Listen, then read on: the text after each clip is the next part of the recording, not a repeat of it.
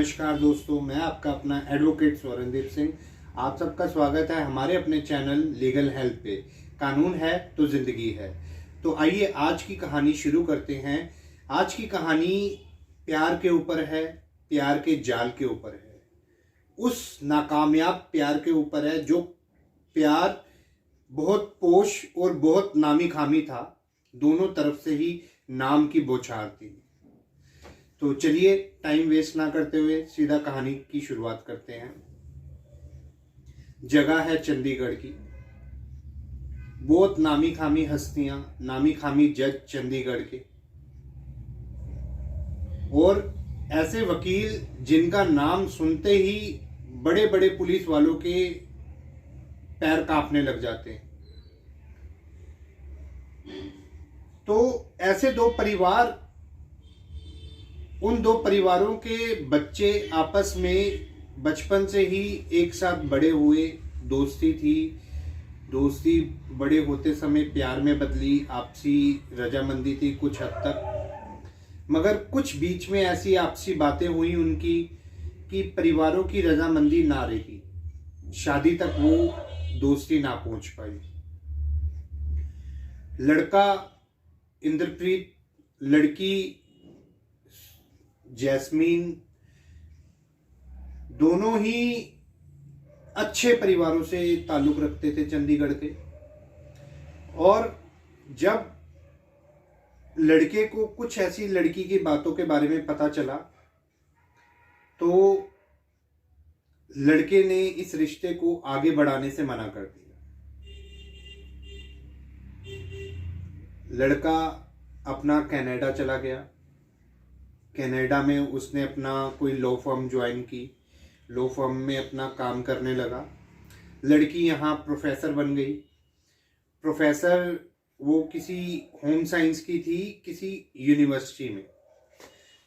तो अब क्या होता है, लड़का बड़े टाइम बाद हिंदुस्तान वापस आता है। लड़की अभी भी उसका इंतजार कर रही थी। लड़की का कॉल आता है लड़के को कि मुझे तुमसे मिलना है। लड़का बोलता है अपने माँ बाप को कि मैं अभी आ रहा हूँ थोड़ी देर में, तो मेरा इंतज़ार मत करना, आप खाना खा लेना। लड़का चला जाता है। फिर थोड़े टाइम बाद,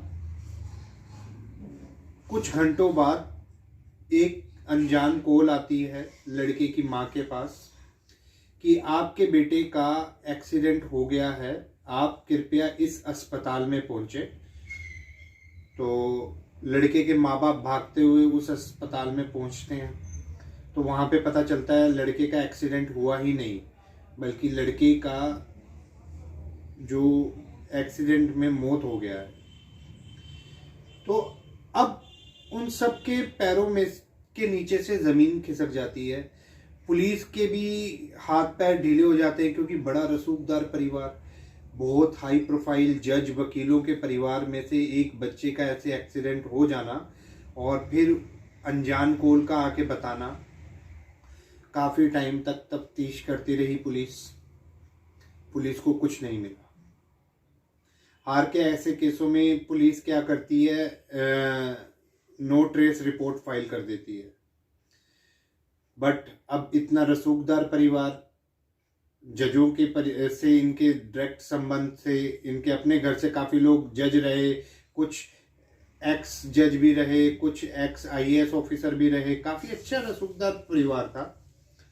तो अब जज साहब ने इनकी जो अनट्रेस रिपोर्ट पुलिस ने जो फाइल की थी वो लेने से मना कर दिया। उन्होंने ये मैटर दे दिया सीबीआई को। सीबीआई की इन्वेस्टिगेशन चली कुछ समय।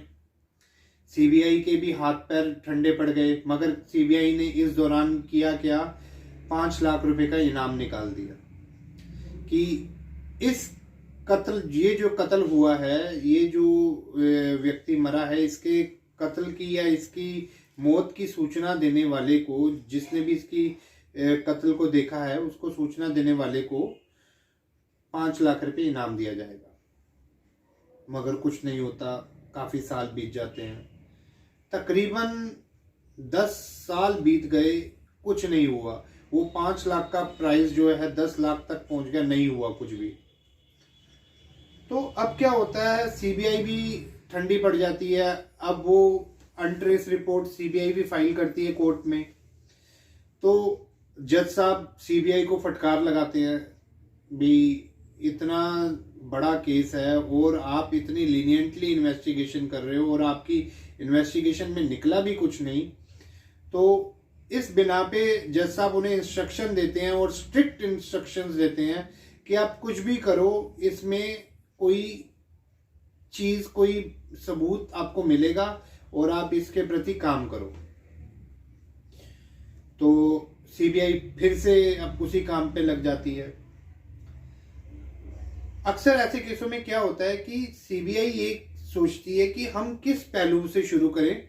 जब दोबारा शुरू करें तो फिर से A to Z तक फिर से वो शुरू करती है।